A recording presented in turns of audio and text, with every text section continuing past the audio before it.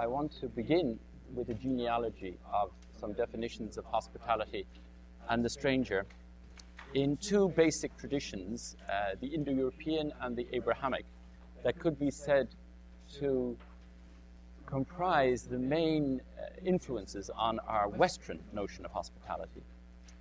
In other seminars, I hasten to add, we will be looking at non-Western notions of hospitality, but given the particular limits of this evening and my own particular limits and academic expertise, I will be talking about the traditions that I know something about since I hail from them. Secondly, I want to say that hospitality is not going to be treated in the seminar tonight, and I think in most other seminars, as some kind of abstract virtue or concept or convention, but rather as a drama with risks and wagers of what we're going to be calling the embodied imagination.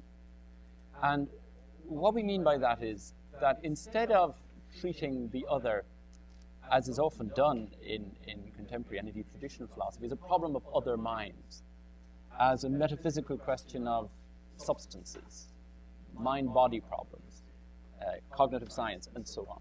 Not that that's not a very important mode of investigation, but what is perhaps specific to this seminar is the attempt to use embodied imagination and to investigate embodied imagination as a way of approaching and responding to the other. So there would be a particular focus on a pathos of hospitality, which expresses the response of a self to a stranger, a sensible and carnal response that's pre-reflective and preconceptual, and that works through the five senses, and indeed, as we will also be exploring, a sixth sense. So, on the basis of this embodied imagination, we will try to see how hospitality involves a dual response. The mystics referred to the encounter with the stranger as fascinens et tremendum. On the one hand, it attracts us and bedazzles us. On the other hand, we recoil from it, tremendum, as Rilke signals when he says, every angel is terrible. It's also a dual response in that hospitality involves both an active and a receptive openness to the other, and a certain active choice and commitment to the other. And finally, I want to suggest that embodied imagination is always and invariably a discerning imagination. That is, that in all of the five senses, as they work through imagination, the olfactory imagination, the visual, the auditory, and so on, seeing is always a seeing as this or that, a seeing the stranger as hospitable or hostile, a hearing the stranger as hospitable or hostile, a touching the stranger as hospitable or hostile. And this, I would like to suggest, involves a sort of poetics of interpretation. I also want to suggest at the outset that there are two sort of models of hospitality in contemporary philosophy that may be useful as a guide to our readings this evening. On the one hand, there is a philosophy of conditional hospitality, which sees the relationship of self to stranger as relational. On the other hand, there is a model of unconditional or absolute hospitality, represented largely by Derrida. The first, I would suggest, is represented by Ricoeur in hermeneutics. The second by Derrida and the deconstructive school. And here we get a very different notion of hospitality as an openness to the radical other without preconditions. So let me say a few words about each of those before proceeding to a brief genealogical account of the Indo-European and Abrahamic notions of hospitality. Okay, the first then, relational hospitality, the first model, or conditional. I think this is well represented by Paul Ricoeur's notion of linguistic hospitality, which he develops particularly towards the end of his life and in his last book, On Translation. He sees hospitality as a process of translation between most basically an author and a reader, but then in the translation process between a host language and a guest language. And this he then suggests is a paradigm for the relationship between self and stranger. I quote briefly from his last book on translation. Bringing the reader to the author, bringing the author to the reader, at the risk of serving and betraying two masters. This is to practice what I like to call linguistic hospitality. It is this which serves as a model for other forms of hospitality that I think resemble it. Confessions, religions, cultures, are they not like languages that are foreign to one another, with their lexicon, grammar, rhetoric, stylistics, which we must learn in order to make our way into them? And are not other forms of hospitality, ethical, political, cultural, not to be taken up with the same risks of translation and betrayal, but also with the same renunciation of the perfect translation? So I think what Ricoeur is suggesting here is that hospitality is a process of reciprocity, is a process of relationality between two different persons or languages, but it is not a fusion. It's not a confusion, but a respect in relation for the unique singularity and difference of host and stranger. The alternative model of hospitality, that is to say absolute, or what Derrida will call pure hospitality, dispenses with any conditions. The conditions of identity, who are you, who am I, as we enter into a relationship. The conditions of law, the conditions of contract or of pact. He talks about conditional hospitality as always presupposing a xenos, a stranger, in a xenia, that is to say, in some kind of contractual community. And Derrida suggests, contrariwise, that absolute hospitality doesn't presuppose any preconditions, but is a total yes to the incoming other. A few quick citations may be of help here. The first brought to my attention by my colleague Kalpana Sheshadri, and indeed she will be going into this in more detail in 3 weeks' time in her presentation. I quote, it's from Derrida's book on hospitality. Let us say yes to who or what turns up, before any determination or anticipation, whether or not it has to do with a foreigner, an immigrant, an invited guest, an unexpected visitor, whether or not the new arrival is the citizen of another country, a human, an animal, or divine creature, a living or dead thing, a male or a female. So the welcome to the other here, the yes to the other, is beyond questions of law, questions of inclusion and exclusion, who has a right to enter the sovereign state or the sovereign community, and who has not.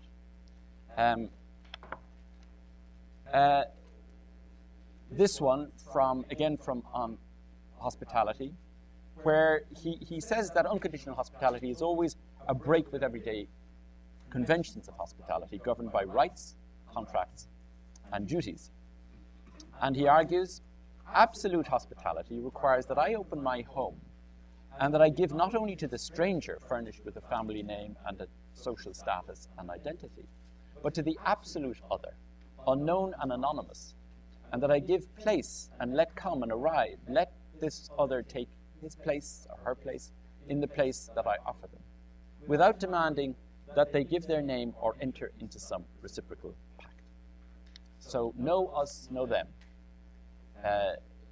No pure, no impure. This, Derrida concludes, ultimately means that the relationship of hospitality to the stranger is undecidable. We don't know who the stranger is.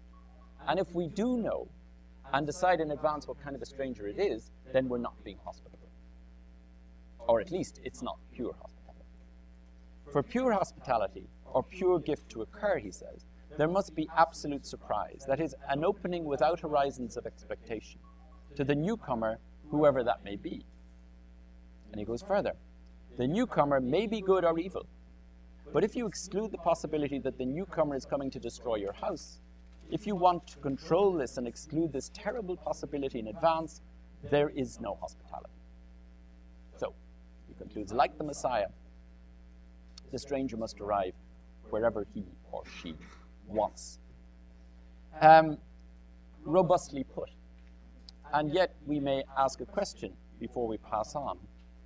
How does one discern or distinguish between different kinds of strangers if one feels obliged or condemned to do so, or compelled to do so? How do we tell the difference between Jesus and Jim Jones, both of whom heard words from the Father asking them to carry out certain missions and mandates? Or the difference between Siddhartha and the Marquis de Sade? Or the angel who commands death to Abraham, kill his son, and the other angel who brings life and restores the son as a gift? These are questions arguably of interpretation and discernment, even discrimination. And I would like to bear these questions and these two models of hospitality in mind as we proceed. So then, two basic parts to the seminar this evening. On the one hand, a genealogy of terms and definitions in the Indo-European tradition, and I'll be relying pretty heavily here on Benveniste's piece, The Indo-European Society and Language, which you will all have received. It's pretty dense and technical, but it's very influential and seminal as a sort of a classic text outlining the different notions of stranger and guest and enemy in terms of hospitality. And secondly, we look at the biblical Abrahamic traditions.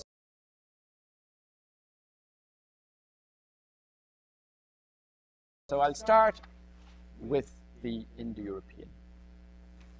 Benveniste makes the basic point that there's a fundamental inaugural ambivalence in the two formative terms for stranger, the hostis and the hospes.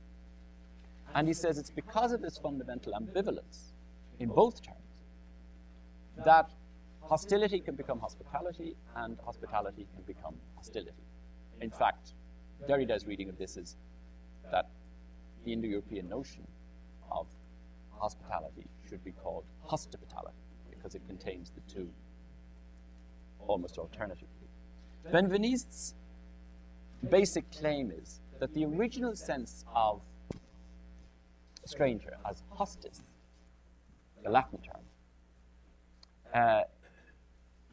expresses itself as guest, and always within some reciprocal pact.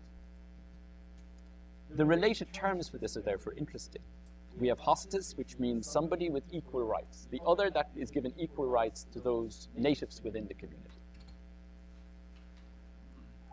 Other cognate terms are indicative, says Benveniste in this regard. For example, historium was an instrument for measuring equal measures of or quantities of grain and wheat and corn. Hostelina was an equal compensation for people doing different kinds of work. Hostia was a compensatory offering or sacrifice to the gods so as to receive in return and in recompense justice and benevolence. In all of these, there's a give and take. And in fact, the subtitle for the piece, which was distributed to all, is called Giving and Taking.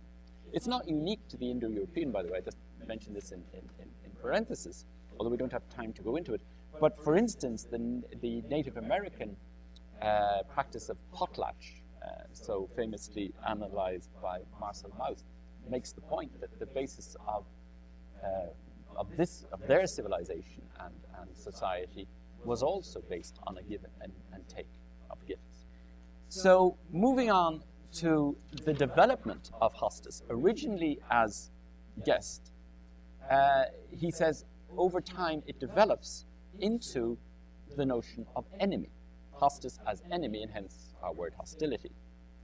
I quote, "The primitive notion conveyed by hostis is one who repays my gift with a counter-gift, thus like its Gothic counterpart gasts. Latin hostis at one period denoted the guest.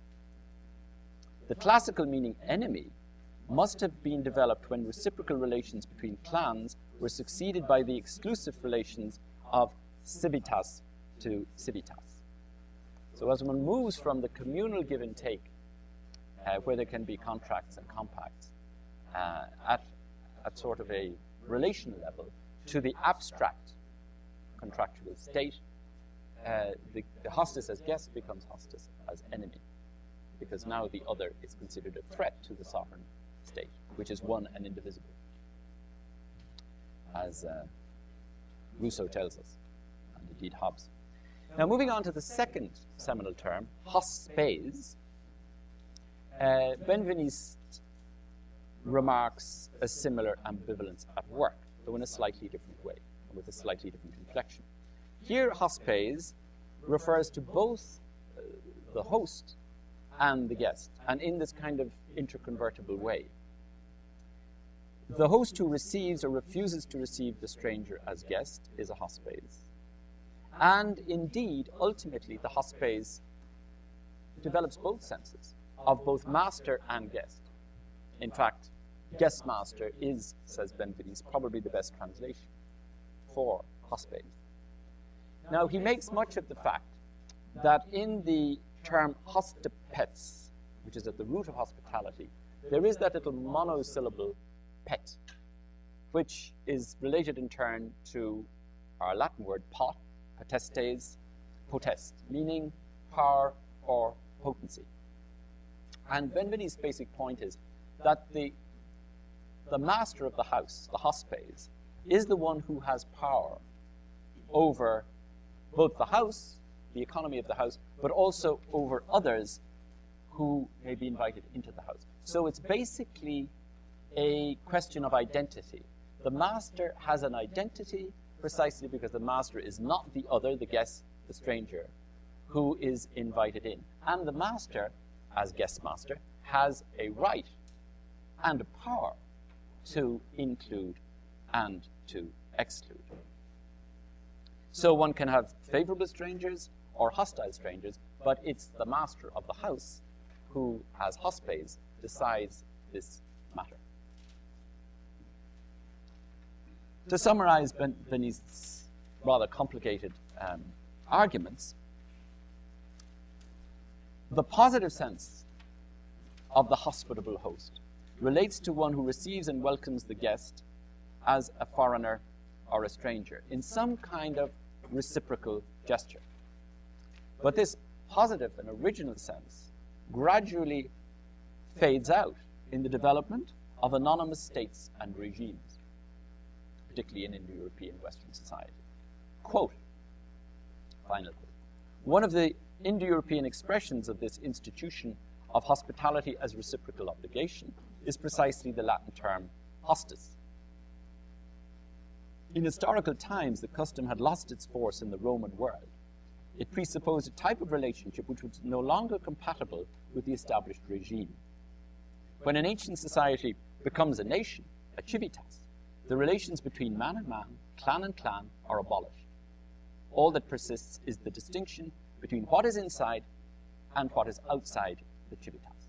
Friend and enemy, us and them, gens and degens, the Greeks and the barbarians, the Romans and the Etruscans, the Aryans and the non-Aryans, the English and the Irish. In fact, the first, not to get too parochial about this, but the first use of the word gens to define the English nation in the Venerable Bede and subsequently was in opposition to the degens. And the degens were actually the Celts, the Irish, and the other island. And if there was any intermarriage, for example, in Dublin, the colonial English settlement, with anybody outside of the Pale, which was the palisade, the wooden fence surrounding Dublin, then they were degenerates. And of course, the gentry, the gentlemen, gentility, all comes from this notion of gens. But the gens and the degens was simply a convention. It didn't actually respond, as the etymology of the term suggests, gens, genitus, genealogy, to some kind of natural distinction of ethnicity, race, or blood. That was the implication. It was, in fact, a form of invented apartheid. But in whatever society you take, and most, I suppose, egregiously and ignominiously in recent history, Nazi Germany, dividing the world into Aryans and non-Aryans, for Benveniste, this is an example of the hostis as hostility. As abstract sovereign states develop, as ethnically exclusive nations develop, then, I quote, the word hostis assumes a hostile flavor, and henceforward it is only applied to the enemy. Now, in some of our later seminars, we will be returning to the political implications of this question of hospitality and hostility as it relates to very contemporary topical situations such as Iraq, the Middle East, Palestine, Israel, Northern Ireland, and the Balkans, and indeed South Africa. We will have 2 seminars in March on these questions. So the wager of hospitality today, as it relates to these very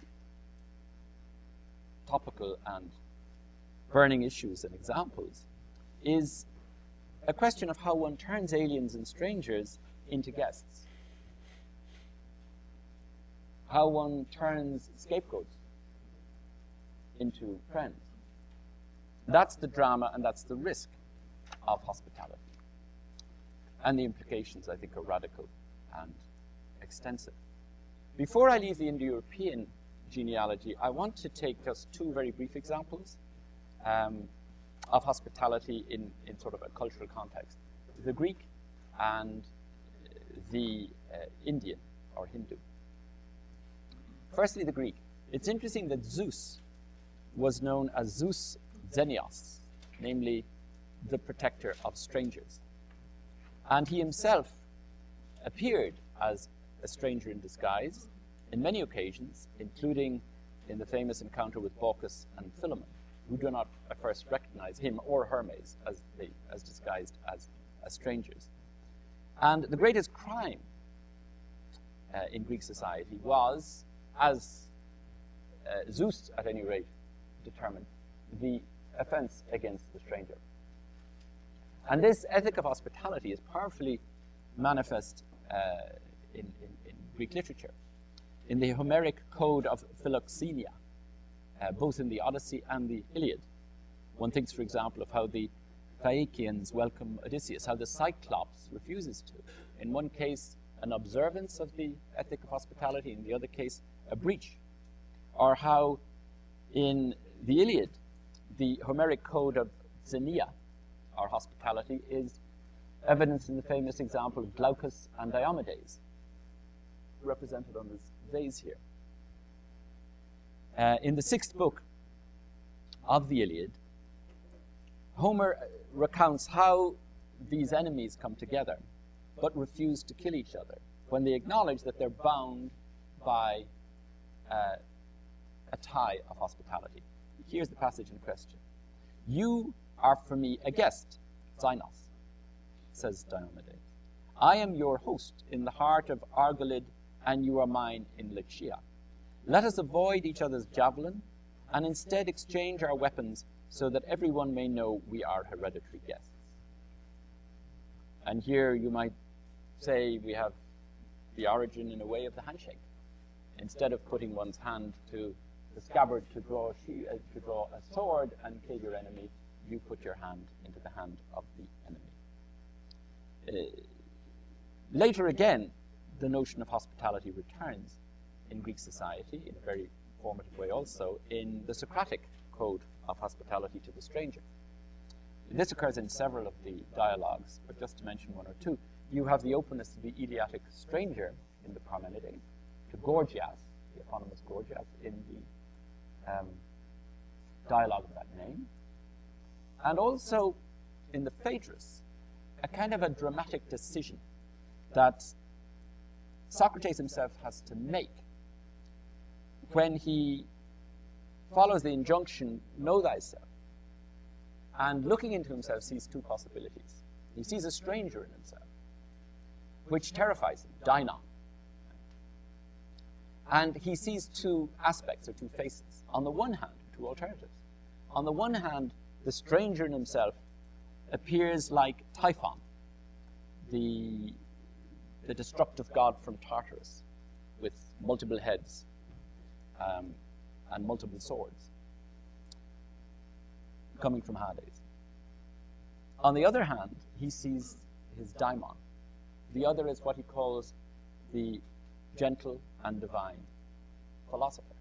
But in both cases, he encounters a stranger and has the option to interpret that stranger, to see that stranger, to touch that stranger, to hear that stranger, to philosophize about that stranger, either as a monster, Typhon, or as a daimon.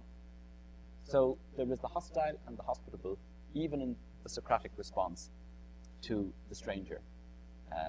And of course, wonder is the beginning of philosophy. The wonder at this terrifying but bedazzling strangeness. Dainos.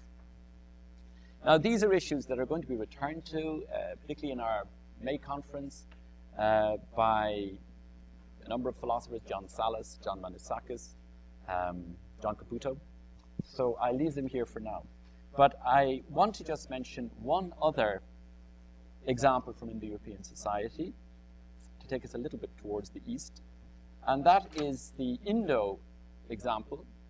The Indo or Hindu example of the guest as Atiti. And this you find in a number of texts. It's the Sanskrit word, which Benveniste also comments on, and which Kalpana will also be discussing in her presentation in 2 weeks. And the guest as Atiti must be honored as a god, Atiti Devo Bhava. And this god, again, as Kalpana has pointed out, is not manifested through the guest, but rather the guest, by being a guest, manifests the god. So it's not a question of ventriloquism, but the guest actually brings the divine into existence. And Bhava means coming into being. I quote Benveniste, Atiti guest has as its correlate Atiti Pati, the one who receives. So the guest calls the host, and the host calls the guest. And indeed, the Hindu god of hospitality, the Indo-Iranian deity, Iraman, presided over marriages and hospitable exchanges, as related already in the Rig Veda, the very beginning, one might say, of Indo-European society. But again, these notions of Indo and Hindu and Sanskrit notions of hospitality will be revisited not only, as I say, in Kalpana's presentation, but also in the conference on interreligious hospitality on the 14th of March, where we will actually have Hindu experts, Frank Clooney from Harvard and Swami Tiganananda from the Vedanta Center, who will be rehearsing some of these key notions.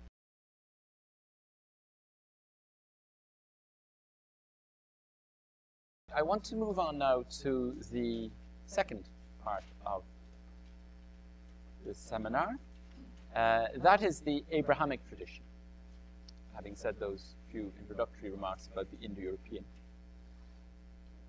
And as I do so, I want to say something about imagination here, because the three examples I'm taking, the three primary scenes of hospitality to the stranger, represented here behind us, the Judaic, Abraham welcoming the strangers, the Christian, Mary welcoming the stranger, and the Islamic, Muhammad welcoming the stranger in the cave at Medina.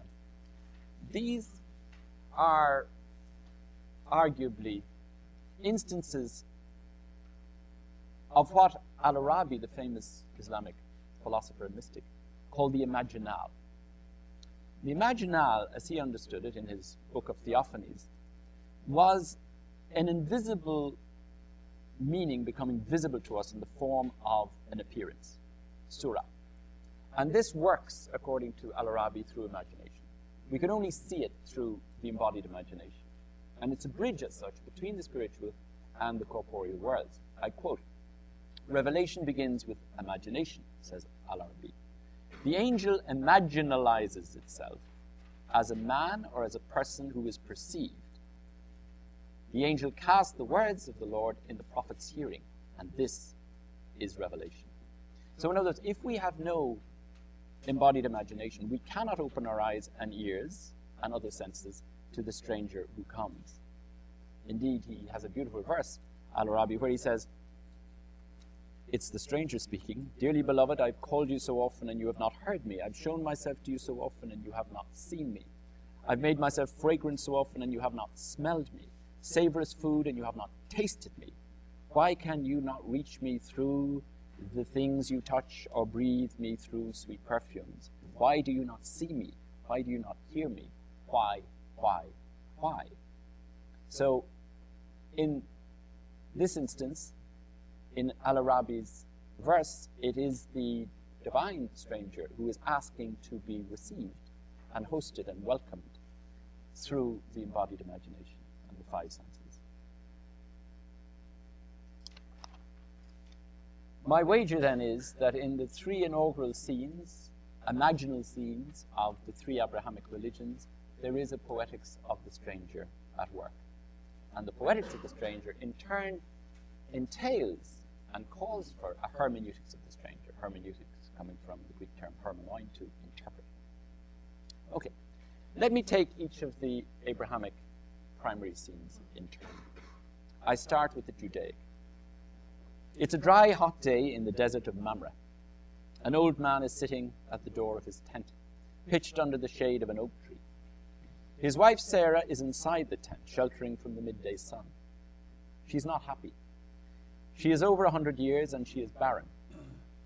Her servant woman, Hagar, is younger and more attractive than she and more fertile.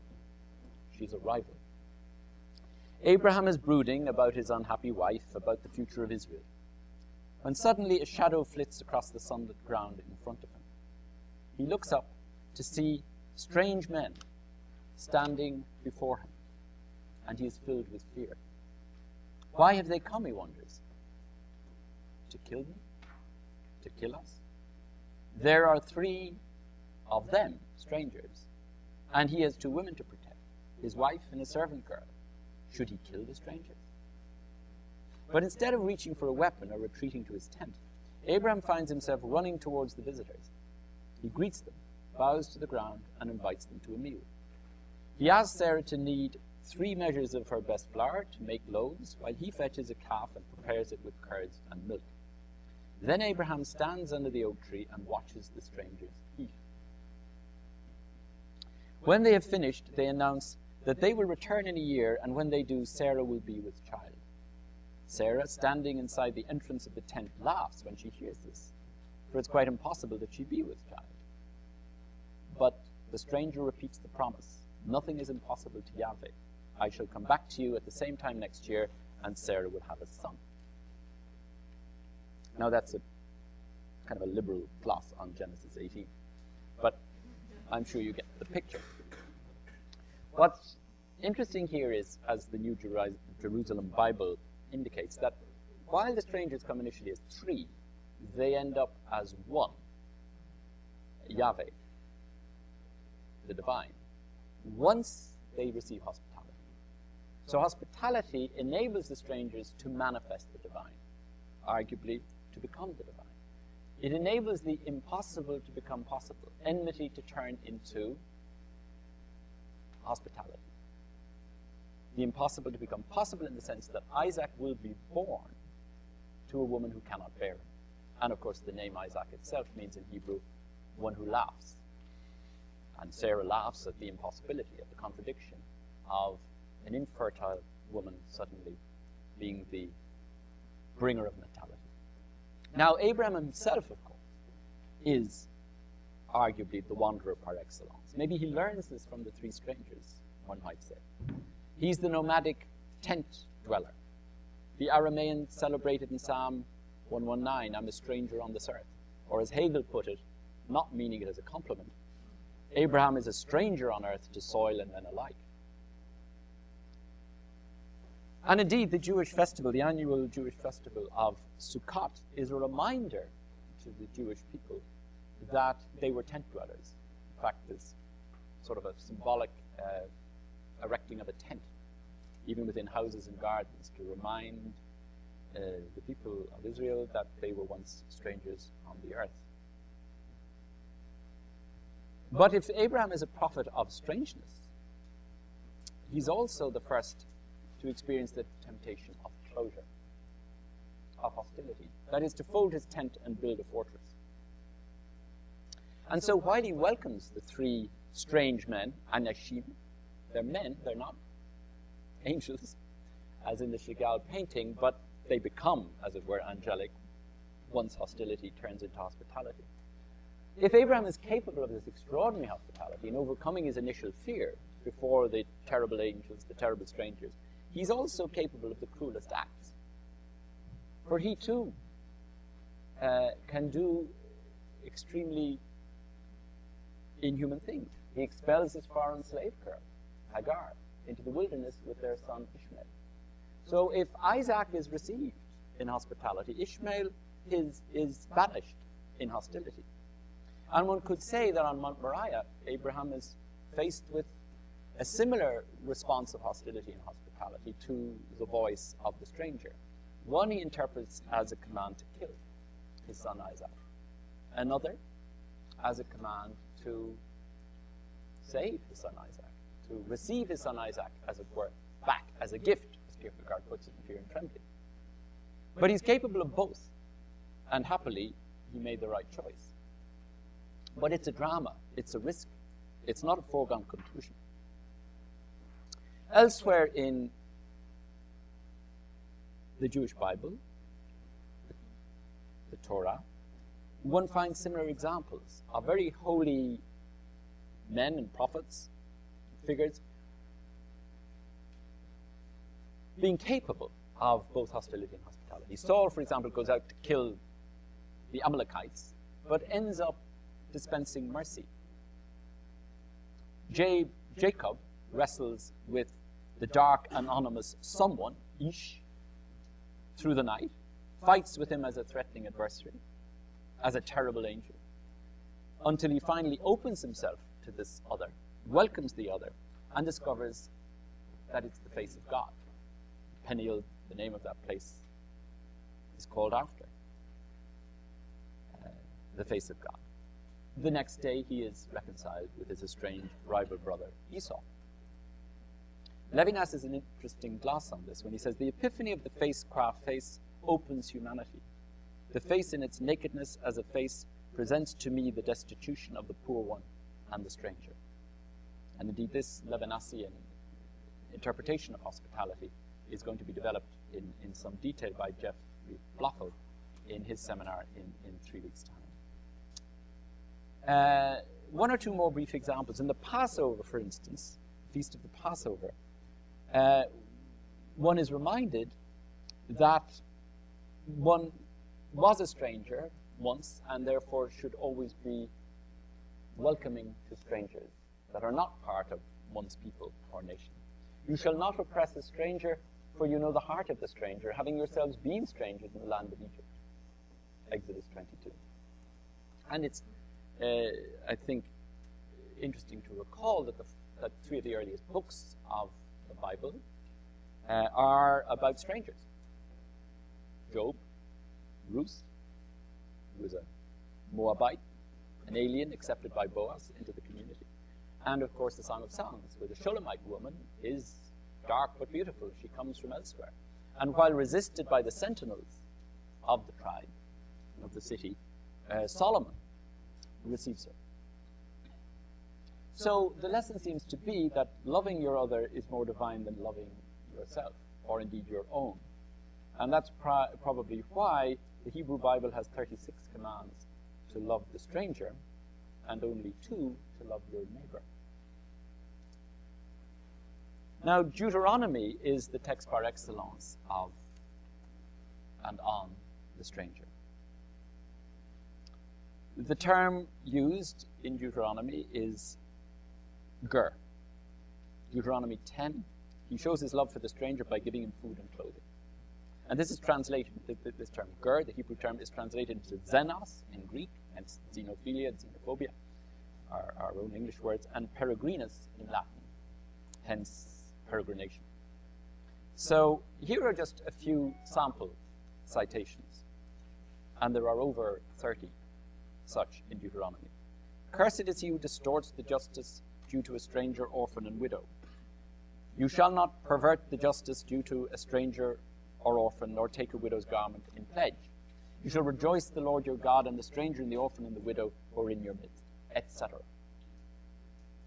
Now, there are a number of points, I think, that can be made about these Deuteronomy citations. The first is that the stranger is always associated with the name of God. The second is that the stranger is linked with orphans and widows, therefore the most vulnerable and defenseless of beings without family or guarantor. Thirdly, the advent of the stranger calls for a justice that seems to go beyond the normal conventions of home and homeland security, and accept those figures who would normally be excluded. Fourthly, the very fact that the Lord must repeatedly enjoin justice to prevent hatred of the foreigner suggests that the initial response, the natural response, the native response, is one of fear and hostility. And there are actually many exhortations within Deuteronomy itself. It is an ambivalent text. To smite the enemy and kill the foreigner in the infamous Melchemeth mitzvah. So you've got both hostility and hospitality contained within the Deuteronomy text. The term for ger, the terms, at least as translated for ger, are very interesting. That it's translated into Latin in the following two terms. One advina, Venus, the other peregrinus. And the first suggests, as in our word advent or adventure, somebody coming from beyond, from the future, from the radical outside. Whereas peregrinus suggests, as in English peregrination, the one who wanders across borders and boundaries, who is not limited to the actual frontiers of a nation or a state, or indeed a tribe. So the stranger is what comes by surprise, what does not come naturally to us. And our response is not naturally a hospitable one, but rather a hostile one, which then needs to be overcome and requires imagination and trust for us to see the guest in the ostensibly threatening adversary. So what I'm suggesting really is that already in the Abrahamic story, in its various guises and aspects, there is a fundamental paradox. As we approach the other, the stranger, the alien, do we react with compassion, predicated upon imagination, or murder? Do we welcome or refuse the stranger? This is a radical hermeneutic wager, and one could argue that monotheism is the history of this wager. Moving on, secondly, now to the Christian wager, we find a similar double legacy at work, in the sense that for every Francis of Assisi, there's an inquisitor, and for every St. James, there's a Jim Jones. And for every Annunciation, there's a crusade or an inquisition. So I want to look at first at the primary scene, I would argue, of Christianity, the Annunciation, where we find an exemplary sense of the hospitable. Not that this tradition was always observed in the history of Christianity, as the anti-God squad never tire of reminding us these days with their best-selling critiques, and very clever they are too, by Christopher Hitchens and Daniel Dennett and Sam Harris, and I'm forgetting some of the other ones, but Dawkins, how could I forget him? Who look only at the hostility in Christianity. It's a poison, it's a contamination, it's a religion of fear and oppression. But I'm arguing if hostility does exist as part of the Christian tradition, there is another tradition of hospitality which arguably is much more faithful to the primary scene or scenes. So, the Annunciation. You have the Botticelli version just above you. A young Nazarene woman meets an intruder. She's alone in her shuttered room. She's reading. The day is cool. In the air, there is a fragrance of lilies. She is perhaps half thinking of her betrothed, Joseph, as she reads the Song of Songs, or perhaps the story of Rachel meeting Jacob at the well, or the story of Sarah being with child. We don't know because the Gospels do not say. We only have paintings and poems. She hears a flutter of wings and puts down her book, half closes her eyes and listens. Suddenly, out of nowhere, someone appears. He is terrifying in aspect, and Mary is full of fear. She withdraws, she steps back, she pauses, and then bowing her head and attending carefully to a voice that whispers, "Do not be afraid," Mary opens herself to the stranger and conceives a child. In short, Mary chooses grace over fear. She responds to the call and trusts in the promise. She dares imagine the impossible as possible. She says yes, amen. A Nazarene echo of Sarah's laughter. Now, there are many artists, poets, and painters, as you know, who have responded imaginatively to this scene and exemplify the poetics of interpretation that I have been invoking, rather than orthodox theology, although both have fascinating things to say. But let me just run through a few poems that illustrate this poetics of interpretation, which I think focuses on the hospitality in this primary scene. I start with a poem called Annunciation by Denise Levertov. The last stanza reads as follows. We know the scene, the room variously furnished, always almost a lectern, a book, always the tall lily. Arrived on solemn grandeur of great wings, the angelic ambassador, standing or hovering, whom she acknowledges a guest. But we're told of meek obedience. No one mentions courage. The engendering spirit did not enter her without consent. God waited. She was free to accept or to refuse, choice integral to humanness. In other words, a wager. She looks up from her lectern and reads the face of the stranger and says, yes, carnally and courageously. After a moment of fear, there is the moment of welcome. The imaginative leap, the word of trust, and the word becomes flesh. Another poet, Andrew Hudgens, glosses Botticelli's Cestello painting of the Annunciation, which we have above us, adding a further variation on this scene.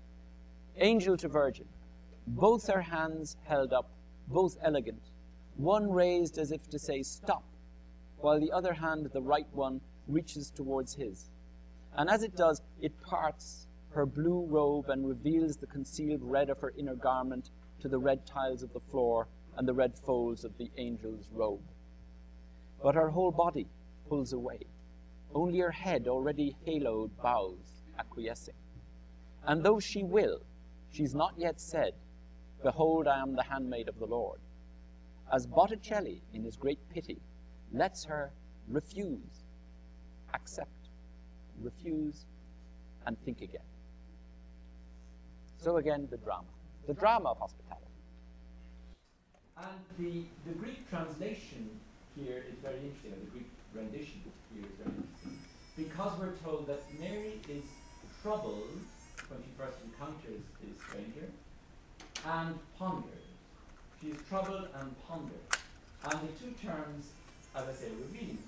Eterakte, the Greek for troubled, can mean either being troubled by something monstrous and fearful, phobos, which is the word used, or else it can be a sort of a wonderment before epiphanes, something wondrous that appears. But the word contains both possibilities.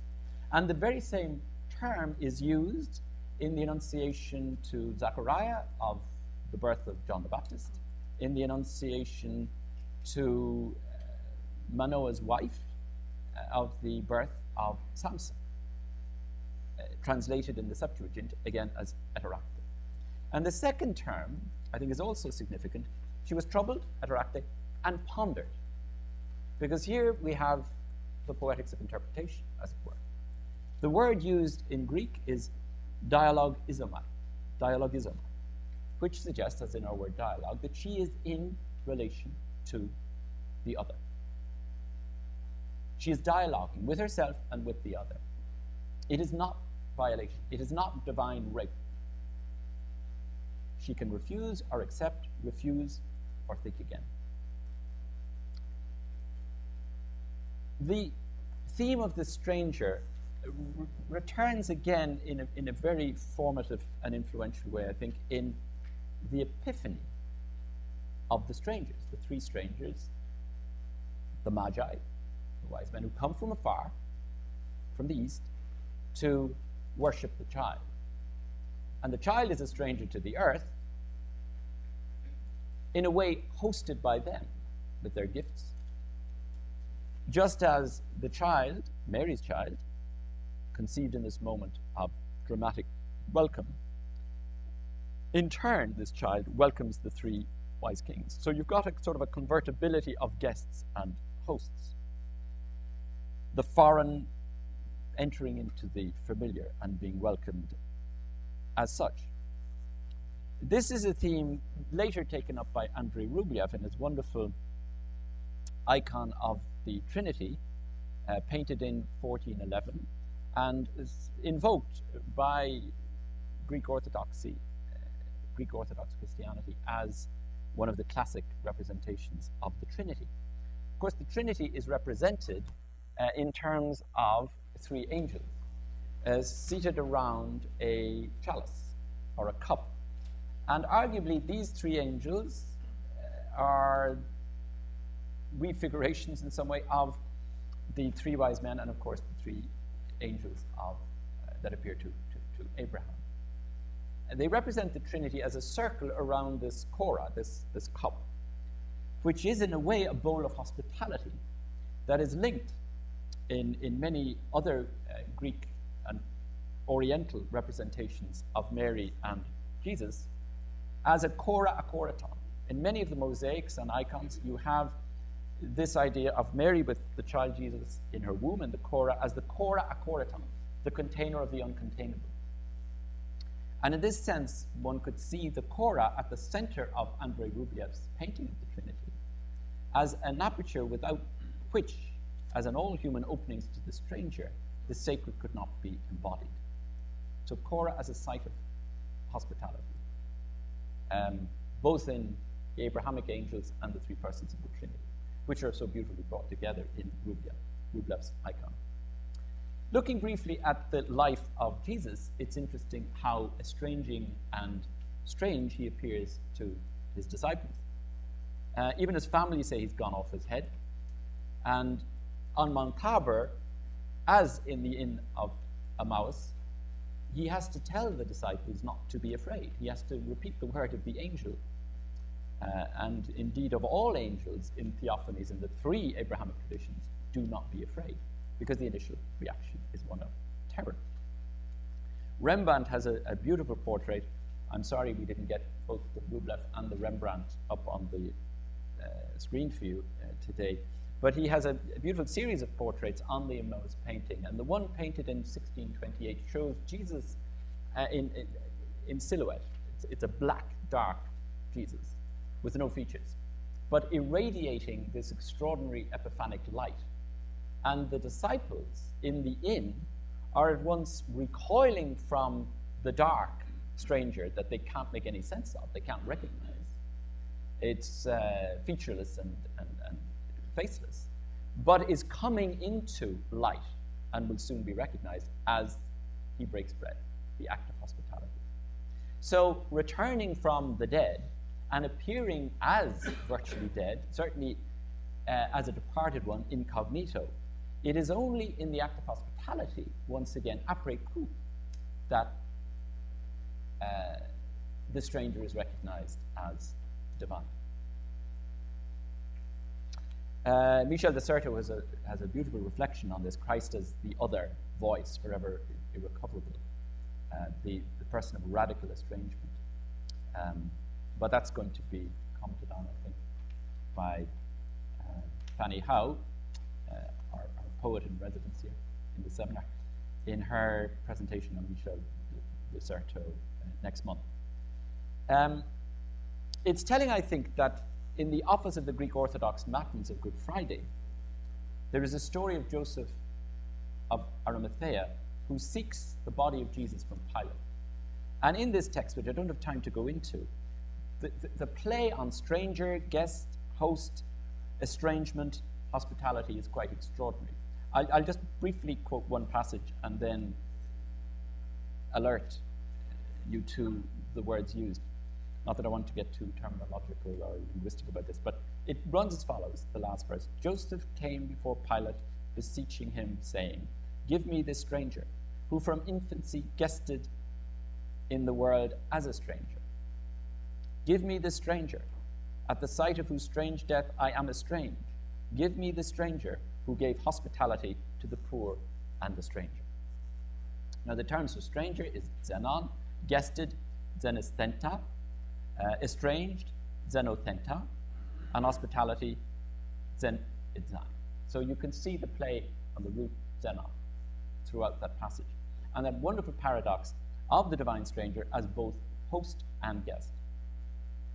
The one who gives, Jesus is the one in this citation, who gives hospitality to the thirsting stranger, the hospes, and the one who calls to us to host him in turn as a guest, as Joseph does by receiving and caring for his scarred body.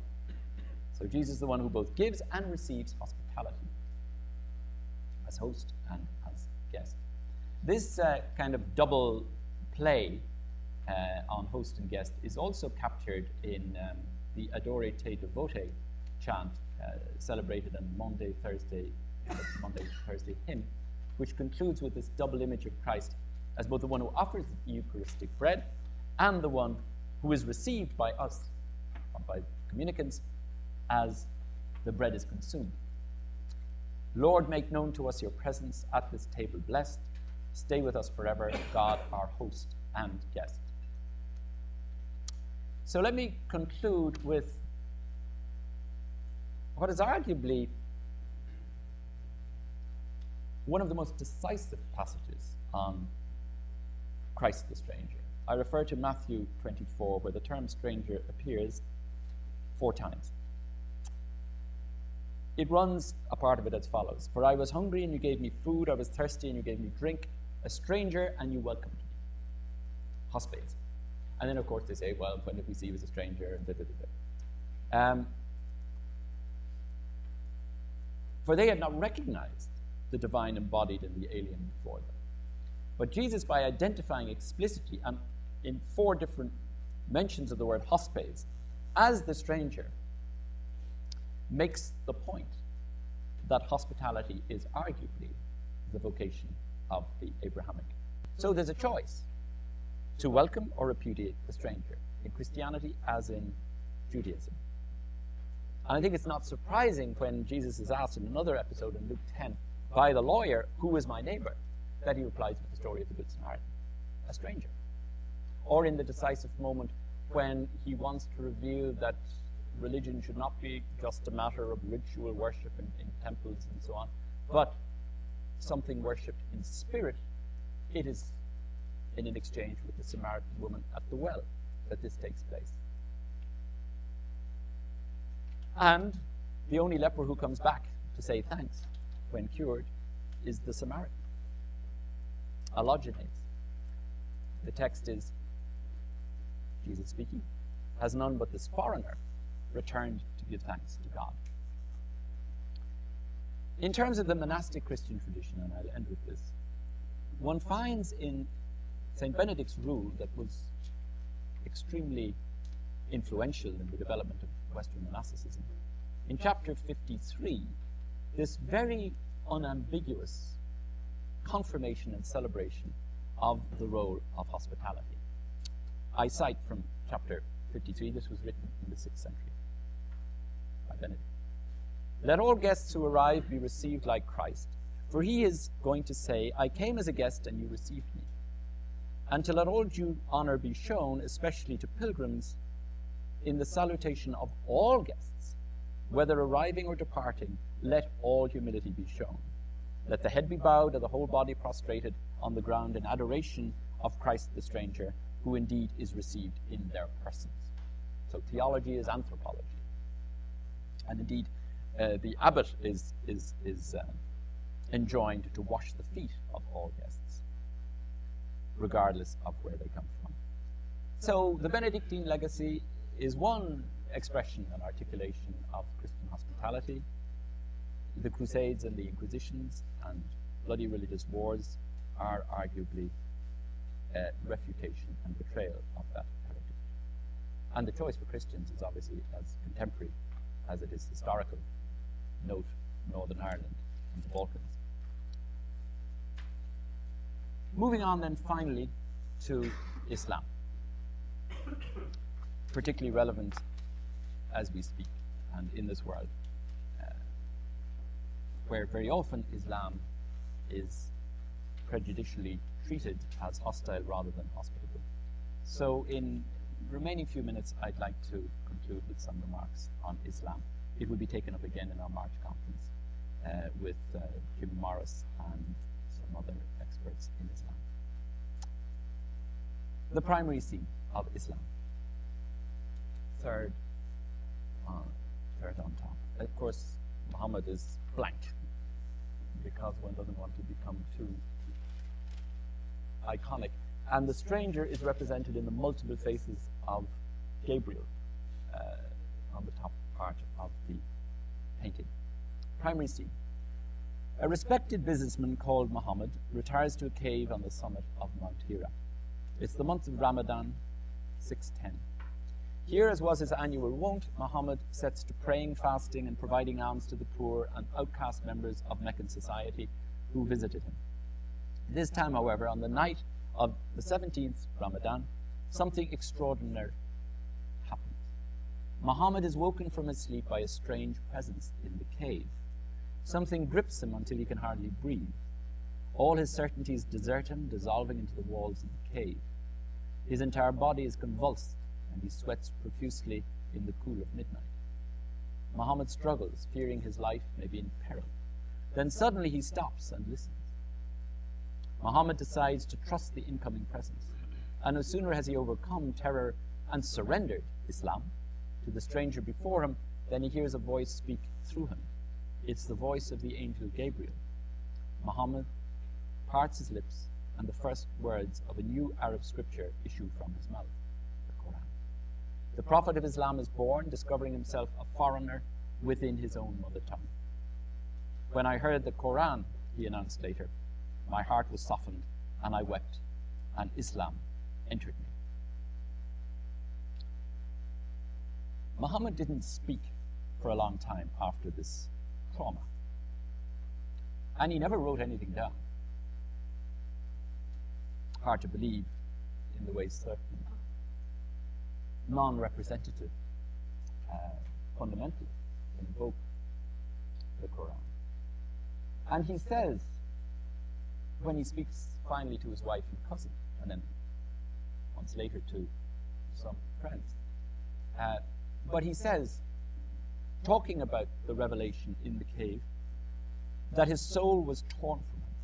Sort of an aboriginal traumatism, what Levinas calls a traumatisme original, which Levinas doesn't just confine to epiphanic moments of encountering the stranger, but what we all experience when encountering the stranger.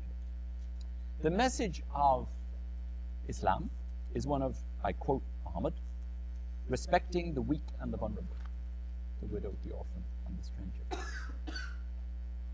And the Prophet also says, explicitly talking about the stranger, Islam began as a stranger, and it will become a stranger. So blessed are those who are strangers. And the term, the Islamic term here is, the Arabic term is Gharib, which, as Jim Morris, our resident Islamic scholar, in theology informally, means an outsider who's beyond the tribal ties and determinations of the community.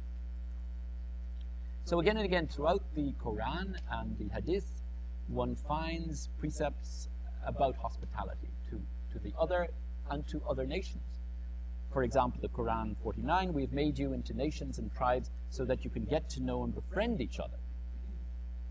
Hardly a recipe for war or conquest.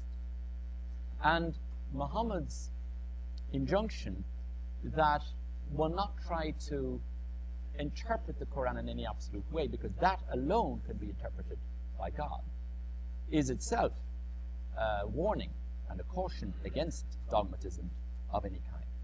Now, this positive legacy of hospitality, of Islamic hospitality, is one which a number of contemporary scholars have been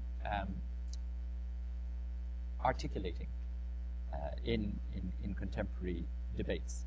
Mahmoud Siraj, Abdul Karim Soroush, the 138 leading Islamic scholars in their text A Common Word in response to Benedict in October 2007, who called for a dialogue, a hospitable dialogue between Christians and Muslims. And also non-Islamic sort of Western scholars, such as Henri Corbin and Hannah Merriman and others, have been very much drawing on this positive legacy of Islamic hospitality. Let me just mention three sort of historical events or periods where this was very much in evidence. In the 12th century, one could cite the Andalusian philosophers, Al-Farabi and Averroes, who both argued for a radical debate between Islam and what they call paganism, which was basically Greek thinking and culture.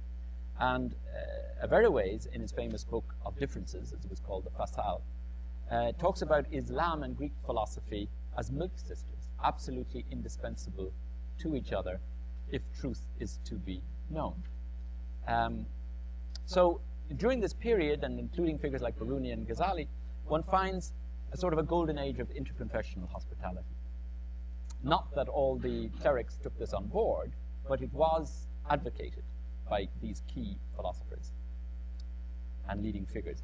In the 15th century, one could cite the Council of Florence, where leading Mufti and Islamic thinkers and representatives came from Constantinople to Florence to try and bring about a reconciliation between Islam and Christianity. The Christian delegation was chaired and led by Nicholas of Cusa. But alas, it came to nothing historically. But it was a very important movement.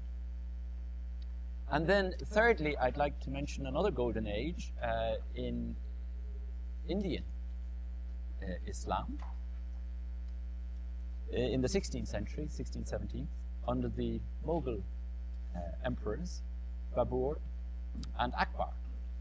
There were some kind of nasty guys as well, but these were good, hospitable figures who sponsored the translation of the main Hindu texts, the Ramayana, the Mahabharata, and the Upanishads, into Persian, and actually convened, this itself being a radical act of linguistic hospitality, and then convened a series of multi-faith symposia in the palace, Akbar's palace in Agra, where he brought together representatives of the different religions in the Indian subcontinent.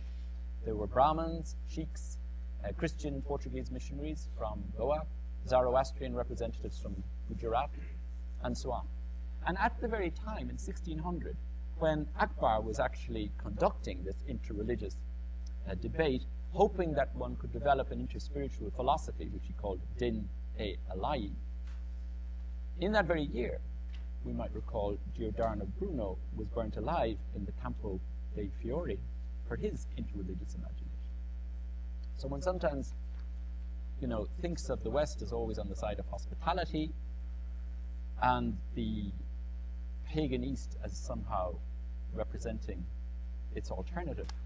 But it's important, I think, to redress the balance and reread the history, as so many contemporary scholars have done. I end with